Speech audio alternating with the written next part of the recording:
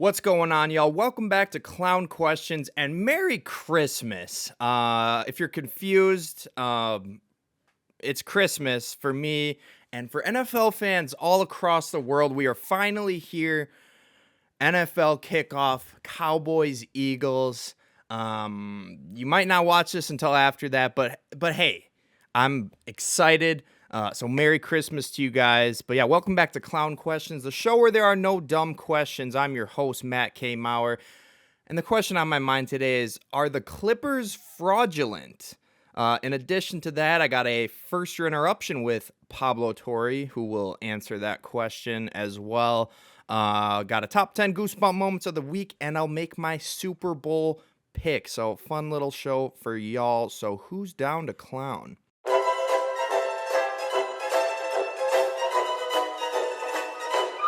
That's a clown question, bro.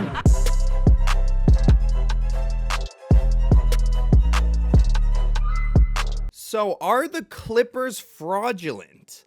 It appears that way. It really does appear that way. If you didn't see the news, sports investigator Pablo Torre, who, by the way, I will have for our first interruption, so he can go a little more in depth to this because he's a lot smarter than me, and he's the guy who broke the news, but he dropped a bombshell report reporting that Kawhi Leonard reportedly signed a $28 million endorsement with a fraudulent tree planting company funded by Clippers owner Steve Ballmer in order to circumvent the salary cap rules. Absolutely insane story.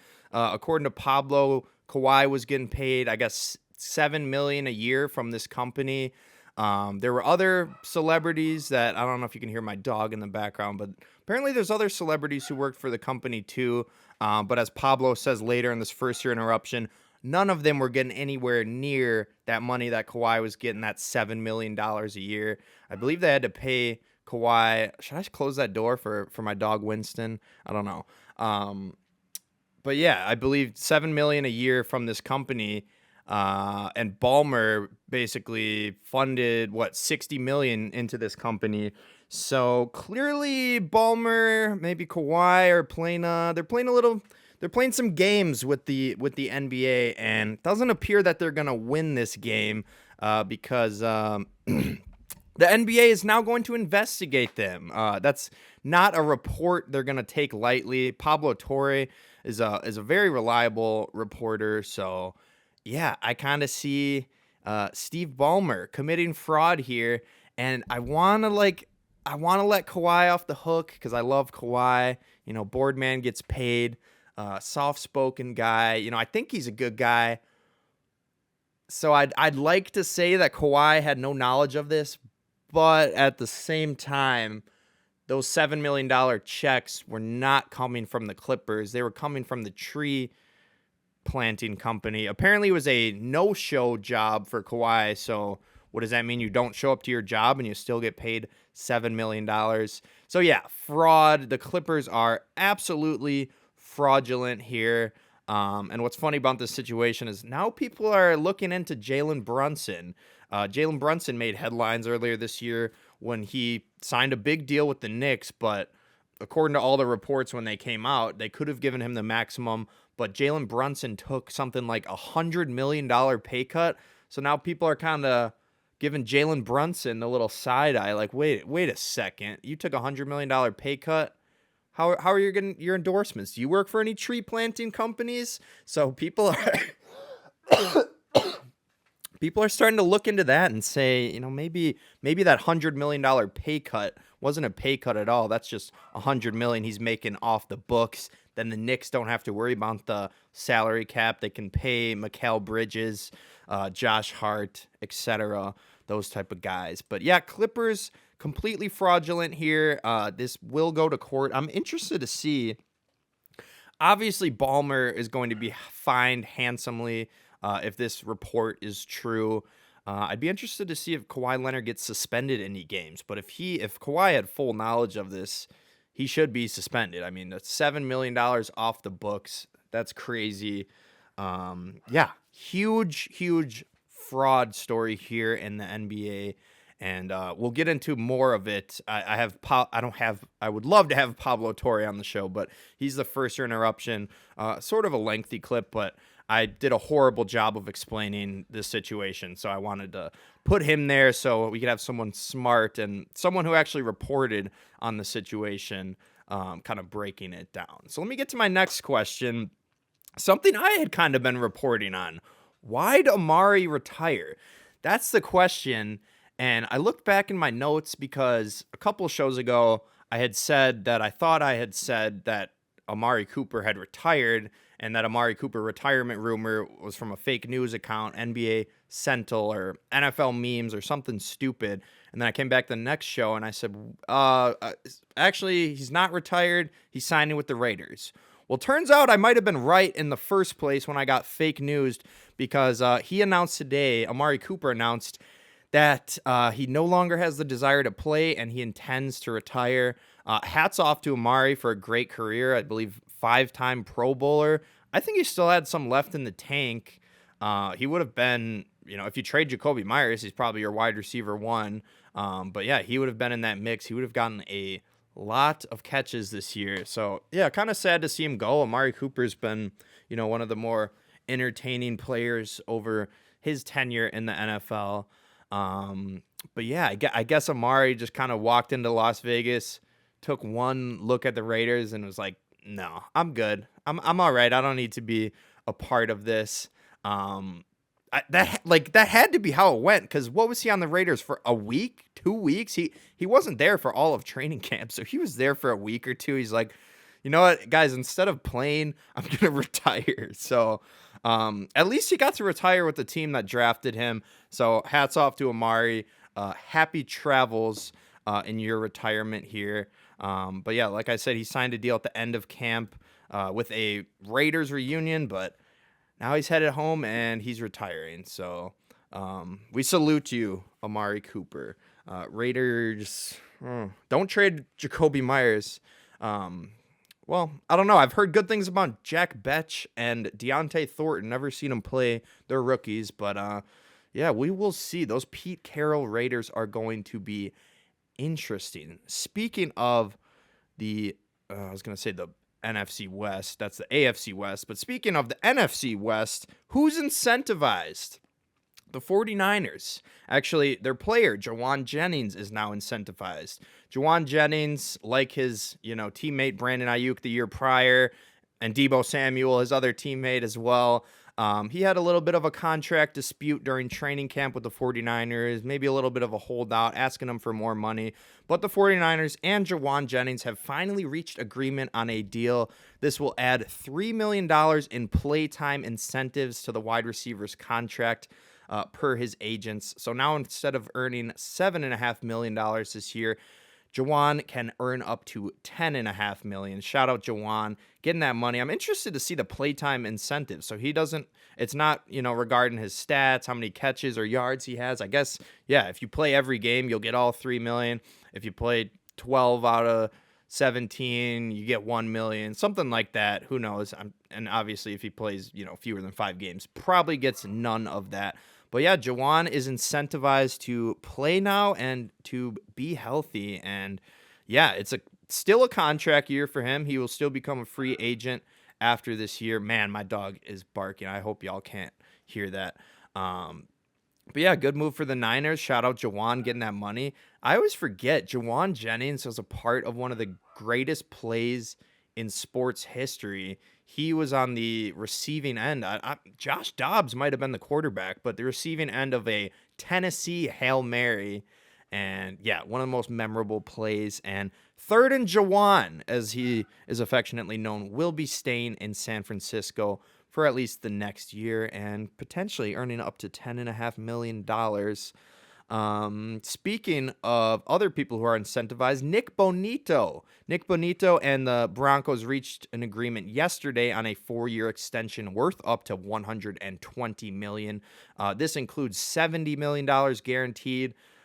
This is the part that kind of confused me, but the contract has a base value of 4 years and 106 million. So I guess that other 14 million that would be tied up in incentives. You know, how many sacks you get if we win a playoff game, et cetera, et cetera. Didn't look into the specific incentives, but yeah, the anonymous crush, that's what they call the Broncos defense, because other than Pat Surtain and Nick Bonito, people can't really name any other players. I don't know if I can. Random aside, I thought Nick Bonito was white. I guess he's not. But shout out Nick Bonito. Get that money, dude. He didn't even start the season last year, but now he has proven to be one of the best defensive players in the NFL. Great move by the Broncos, and a sneaky good move by the Phillies. I know I haven't been talking enough baseball.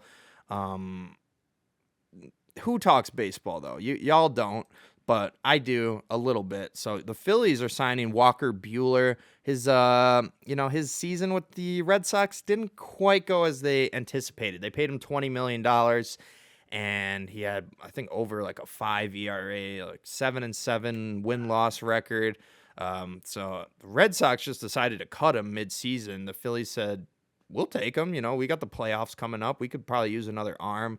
But yeah, I think it's a solid move for the Phillies, maybe more of a depth move. Who knows if he'll be in the rotation? Phillies have one of the best pitching rotations in all of the MLB. So maybe it could be used as a bullpen piece. But yeah, the Phillies, they're getting a deal here with Walker Buehler. They're only paying 1 month of the minimum league salary, Tim. So they only got to pay him $760,000. The Red Sox are on the hook for the remainder of his contract. So the Red Sox cut him, but they still got to pay him. I don't know if it's at the full 20 million, but at least 10, 15 million, something like that. So, but yeah, shout out the Phillies. Y'all lost to us yesterday. The game right now, I believe, is tied. It is tied. I'm looking over my counter here to catch the game, and yeah, hopefully I'm done with this pod soon so I can catch the end and be ready for NFL football. And speaking of NFL football, depression, sadness, rage, all the 7 stages of grief are what I'm going through, because I have to ask the question, is RedZone dead?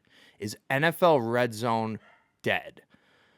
Not quite, but I think RedZone is could be a thing of the past. Me and my brother have been arguing. I like RedZone. He likes Sunday Ticket. He's like, you can see every game. But I'm like, yeah, but I like RedZone because Scott Hansen changes the channel for me. He tells me exactly what play I need to see. But yeah, my brother's a Steelers fan, so we need the Sunday Ticket so we can catch those Steelers game.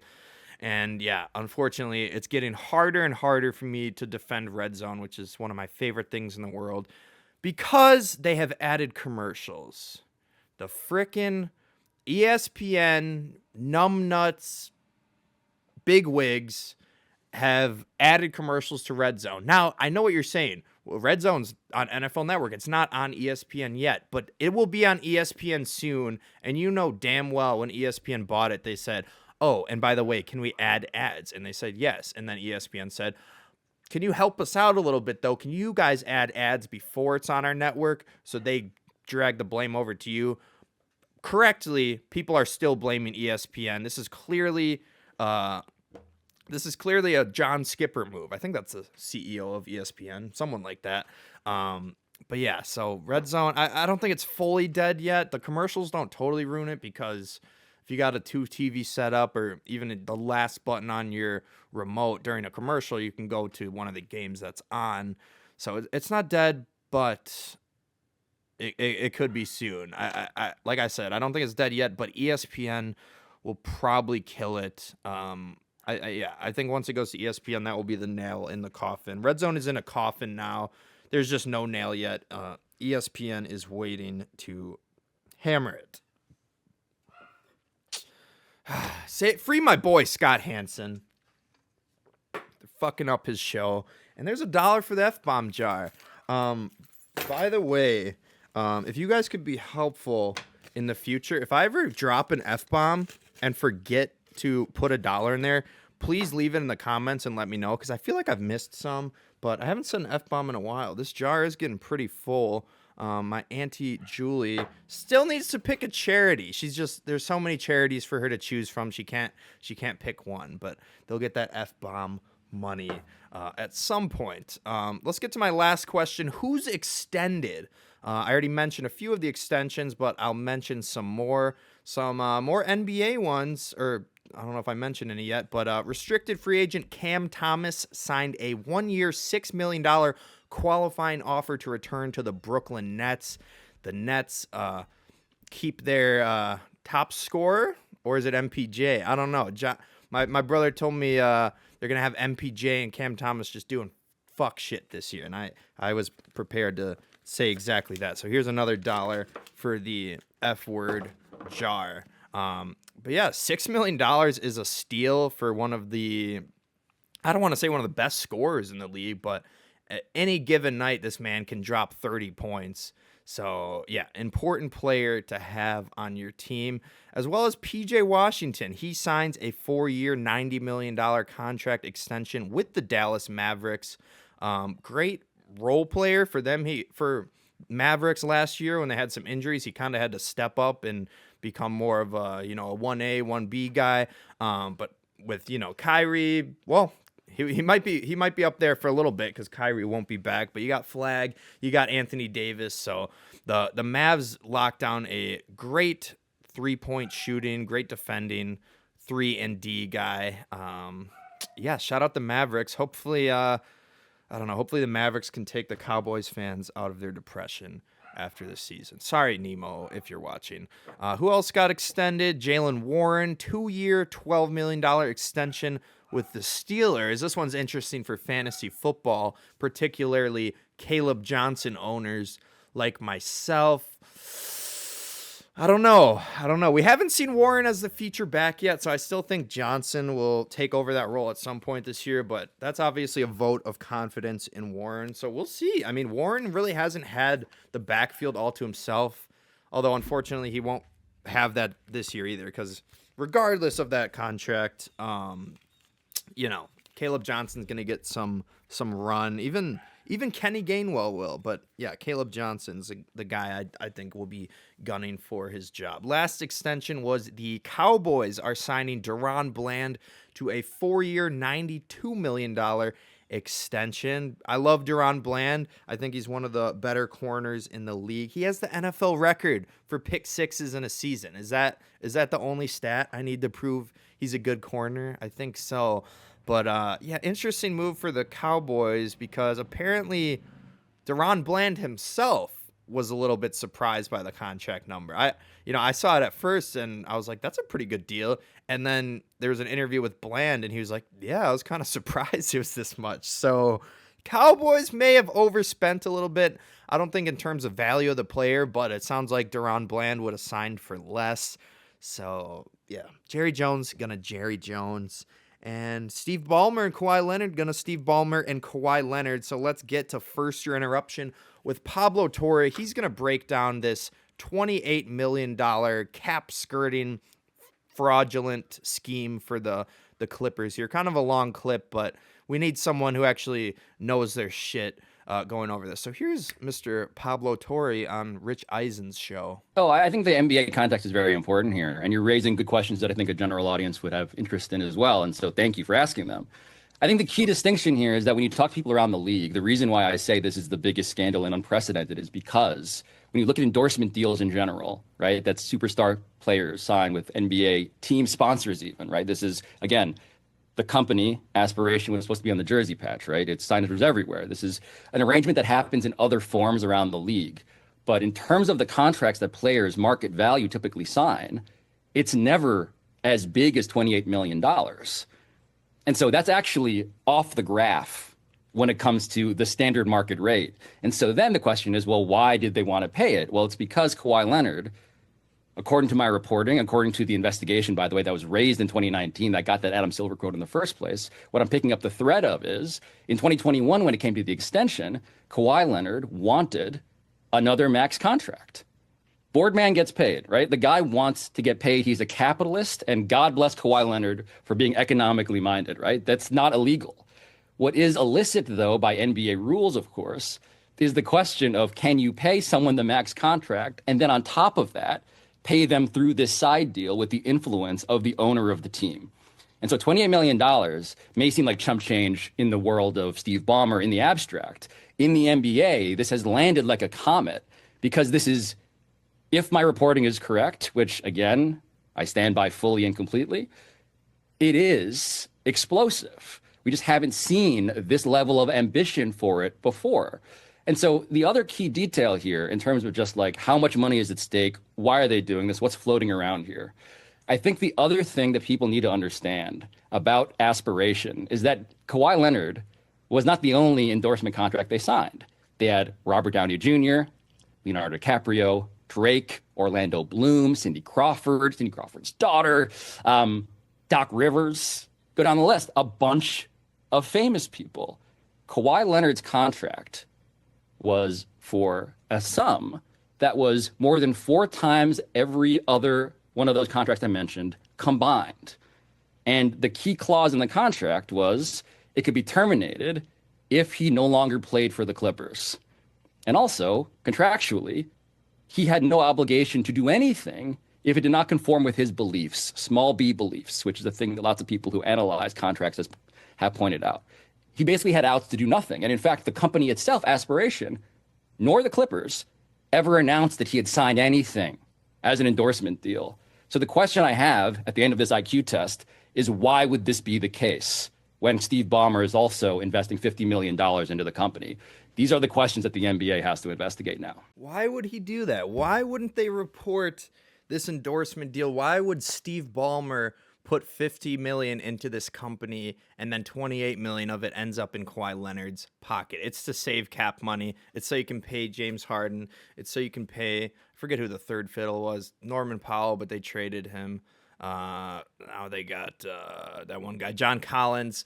But yeah, that's the key piece there. The key piece is the clause in that endorsement contract that, so hey, Kawhi, if you don't play for the Clippers anymore, we terminate this contract. So clearly it was tied to basketball and had nothing to do with planting trees.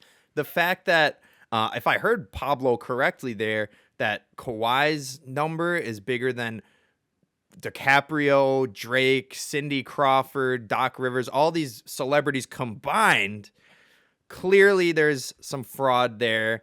Yeah, that's all I can say about that. That's why I had Pablo Torre break it down a little bit because, you know, I don't know. I'm not the smartest guy, and I never claimed to know ball. I love ball. I'm learning ball, and I don't know. Hopefully one day I get paid to talk about ball, but we're a long way from that. But random note here. Check out the hat, y'all. I don't know if y'all know Stranger Things, but I got the Brewers cap. The Brewers logo is upside down from the upside down in Stranger Things. If you haven't seen the show, you probably won't get that. But I had to shout out my man Dave, my coworker Dave. He was at the game. I really wanted to go to the game, had a fantasy draft, couldn't. And he said, I was like, you went to that game? He's like, yeah. I'm like, did you get a hat? And he's like, yeah. I'm like, can I buy it from you? He's like, you can have it. I'm not going to wear it anyways. So shout out Dave. This is my, maybe one of the best gifts I've gotten. I'm in love with this hat. I don't know if I've taken it off since he gave it to me. But yeah, go Brewers. Still first place in all of Major League Baseball. Let's hopefully beat the Phillies today. By the time you listen, the game will probably be over. But yeah, that's First Year Interruption with Pablo Torre. Shout out Dave. Go buy some Johnny Pizzas today, y'all. Let's get to it, though. Everyone's favorite moment of the week, the Goosebump moments of the week. Here it is, the top 10. At number 10, we got Michael A. Taylor ripping home the go-ahead double as the White Sox come from behind to win it. 2 outs here, this top of the 9th inning. 2-2 to Taylor. Drills it down the line. Is it fair? Yes! Benintendi scores. Here comes Baldwin. Michael A. Taylor, let's go. The Sox take their first lead here in the 9th inning. Number 9, Miami's C.J. Daniels makes a disgusting one-handed TD grab. Back foot, up for grabs. Bro,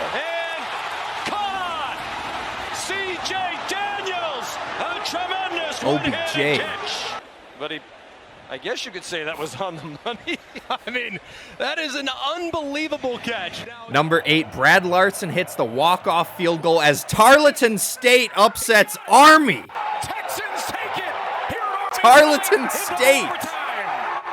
Number 7, Joe Jackson scores the game winner as Kansas State wins a thriller over North Dakota. Johnson, open pylon, touchdown, Joe Jackson. Number 6, DeJean Brissett mosses 2 defenders as the Argonauts win in unreal fashion. For grabs, DeJean Brissett caught it. He's inside field goal range, but he wants more. He's diving to the end zone, and the clock has hit zeros officially. Number 5, Carson Kelly walks it off for the Cubbies in the 10th inning. Here's the pitch to Carson. A swinging and line drive down the left field line. Fair ball. Cubs win the game. Carson Kelly delivers. Listen to this crowd. Number 4, Trey Turner's bases loaded base hit wins it for the Phillies in 10. Another one. The bases are loaded. Swinging a ground ball. Right side, it's through. Base hit. Game tied. Castellanos coming home. The throw is not in time. And Trey Turner wins it. A walk-off for the Phils. 3-2. They beat the Braves. Number 3, Novelli Marte shoots one through the gap to walk it off for the Reds. The way to tie it is on Marte. Grounded. Through base hit. McLean scores. Friedel home. Throw from left is League Reds win. Marte rises to the moment, and the Reds come up off the mat. They gave it away. They take it back from Toronto. Number 2, Mickey Moniak rips a walk-off triple into the corner as the Rockies beat the Cubs. Mickey lines it down the right field line. Long run for Tucker. Ryan Ritter is going to score. It got by Tucker. Mickey Moniak has done it. Number 1 moment of the week, Will Smith hits the game-ending pinch hit walk-off dinger. Hits this ball in the air. Left center field. Game over. Pinch hit walk-off. Will Smith. Okay, let's go. Let's go home.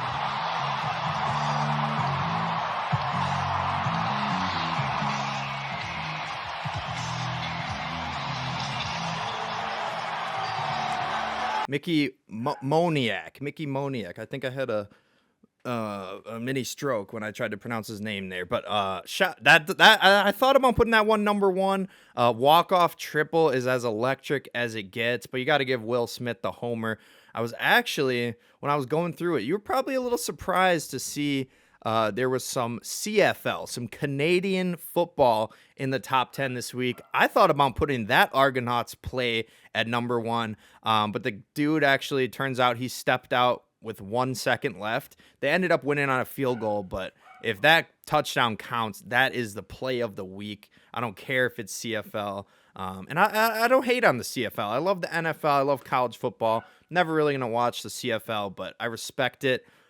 Still weird that they have the goalpost in the front of the end zone. They're just waiting for someone to run into it, I guess, but that's what they do. I really apologize if y'all hear my dog screaming and yelping because I did not shut the door. I wanted to have an open door policy for my dog Winston. We're home alone together. So let me just finish the show before he barks anymore and you have to hear any more shitty audio through your car stereo. So let's finish it out with my Super Bowl pick. Now, I did forget last week. Last week I did a game of the week.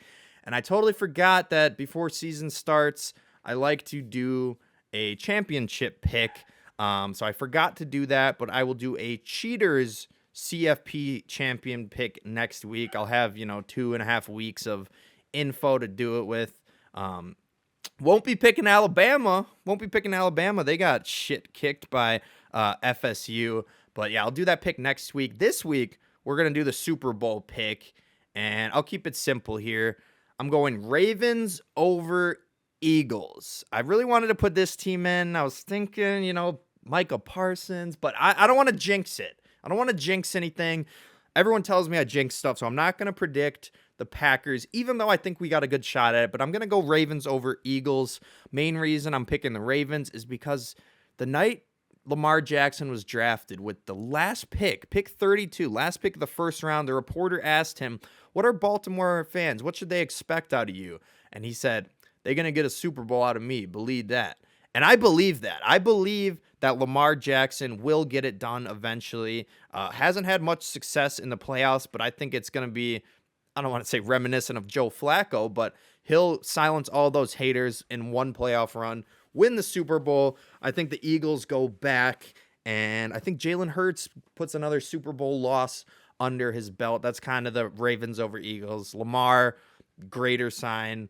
Jalen Hurts. Not to get mathematical, but yeah, give me Ravens over Eagles. Another good reason to make this pick was I asked Dr. Jones, known ball knower, months ago what his pick was, and he said the Ravens. And like I said, Dr. Jones knows ball. 7-time in 11 seasons, trash talk fantasy football champion. He knows ball. Now maybe Jones' pick would change a bit after this Micah Parsons trade. And like I said, I really kind of want to pick the Packers. I was thinking maybe Packers Steelers, but I won't. I refuse to jinx this. Ravens over Eagles. Book it. And I'll give you guys a bonus pick. A lot of you probably won't hear this or listen to this or watch it until after the NFL kickoff tonight. Thursday Night Football on NBC, baby. But I'll give you a bonus pick for this game if you listen to it in that time. I will be very impressed. That means you clicked on it right as I posted the link. But here's my link. As I I keep stuttering over my words. But I'll stop here because I only got a little bit of show left. I'll give you my bonus pick. Cowboys at Eagles. Eagles are 8.5-point favorites. I love that spread. I'm surprised it's not more after this Micah Parsons trade. Although one thing you got to think about is Kenny Clark is a run stuffer, so Saquon will have a harder time tonight than he would if it was, no Kenny Clark there. But I still like the Eagles to wax them. I like the Eagles minus 8.5 to cover. It's kind of funny. One of my uncles last week, he commented on the podcast, and he said, you don't seem to have much empathy for Dallas Cowboys fans. So in the spirit of that, I'm going to try to have more empathy. I will be rooting for the Cowboys tonight, even though I think the Eagles are going to, shit kick them. Like I said, I don't think it's going to be close. I like the Eagles to run away with this game, but it is the first NFL game of the year. So I'm praying that it ends in a way that will have everybody asking, how about them Cowboys?